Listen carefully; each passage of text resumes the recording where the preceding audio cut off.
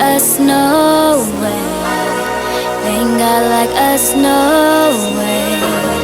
They ain't got like us. What's up, best friends, and welcome back to my channel. Today's video we're going to be discussing is BBL safety, and not in recovery, just BBL safety, guys. I've been wanting to do this video for so long, you guys. I've been wanting to make this video for quite some time. Haven't gotten around to doing it, but I'm getting around to it now. Because when I tell you, it's a lot going on in the surgery community. I was told back when I was looking to get surgery to join the BBL groups. I thought it was an amazing place. You know, I got in there on Facebook and I was getting into all kinds of BBL groups, right? I think I'm probably in about 10 of them, okay? And I thought it was an amazing support group. However, a lot of them is full of mess and it's full of discernment. I wanted to make the video to simply say that it's so much crazy, crooked stuff going on in there that I don't even, I started to realize just why and how a lot of these people were getting themselves into situations where they go to have surgery and they don't come out alive. Or they go home and later die. Like, granted, there's a such thing called a fat embolism that will have something by play of what the doctor did cause you to have something go wrong. But there is a lot, and I mean a lot, especially in the DR, of people going and they're not waking up from the anesthesia and shit like that. It ain't got nothing to do with the fat embolisms. Okay, so doctors get shut down until they investigate to make sure it's not the doctor's fault. Then the doctor's back working because it wasn't his fault, but they can't say why or whose fault it was because it's a medical thing. You're not allowed to mention those kind of things. Even if the person died, you cannot breach their privacy agreement. So if the family's not all over the internet saying, oh, well, this happened, all they know is they baby left and she came back in a box. You know what I'm saying? So that's the crazy part. The family don't know that she went and bought that perk 30 off the corner and shit. Like, and that's what they doing. And it's mind-boggling to me. Okay, so in the surgery groups, you see it's a lot of shit going on in there. Like, dead ass. It's a lot of manipulation going on. It's a lot of people in the comments telling people, yeah, girl, go get you I went to my street doctor, go get you a drug and go get you some perk 30s and that helped me through my surgery because the medicine that they're going to give you ain't going to be strong enough.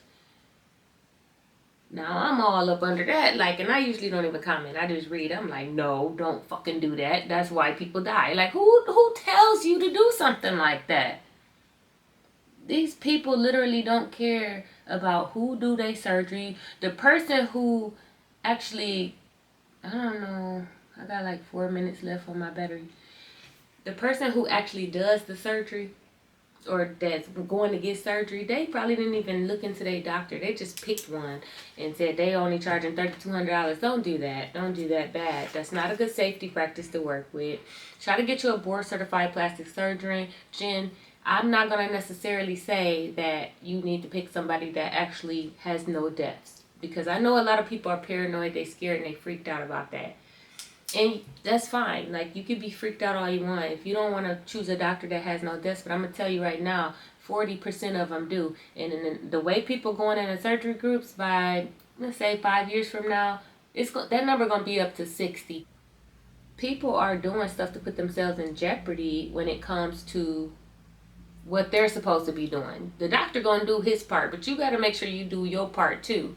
It works both ways. That's why they make it so strategic and that you gotta do this, and that. Then we're gonna check over this, and that, and then you're gonna come here and we're gonna test you for this, and that. Is they make it that process because it's such a serious surgery. So it's like, why put your body at risk, right?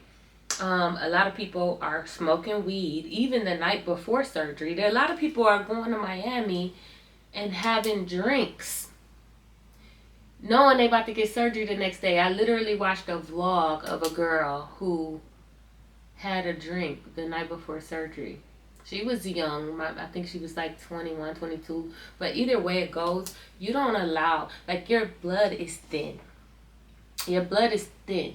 She got her surgery and she was fine, but she talking about she had one margarita or something. But your blood is thin with alcohol in your system. She did make sure she slept a while, sleep it off, so maybe her blood thinking back up. But it's just not something that you want to role mod somebody else into doing, thinking, oh, I was fine, and then because the next person that try it won't be fine. They might not be fine. So we don't want to get ourselves into those habits. Just play it safe and don't do it. If your doctor don't recommend, don't do it. Stop smoking when they tell you to. Some doctors say 2 weeks, some doctors say a month. Stop smoking, stop drinking, stop doing all those things that could possibly harm you, and make sure you take your vitamins, guys. Don't worry too much about the doctors and the deaths, as I was saying before, because I know that some doctors, take Dr. Hassan for example, who does have a death. He actually has a much more extensive process that you have to go through to get him to do your surgery. It's more harder for him to say, yes, I'll do your surgery, because he does such extensive testing, because he took that death and he made his secureness better than most doctors that could be laxed and complacent because they haven't had any deaths. They know what they're doing is working for him. See, something that he did, and it wasn't on him. That was one of the situations where it wasn't on him, it was on the girl. And now his testing requirements are over and through the fucking roof, and it's hard to get him to say, yes, I'll do your surgery. He gonna get you there and turn you away because this is going on or this is wrong, and that's wrong, because he gives extra testing than most doctors do because he had that death. So it's not necessarily a bad thing, guys. Just try to stay safe, and I will see you guys in the next video. Thank God like us, no way. Thank God like us, no way. Thank God like us.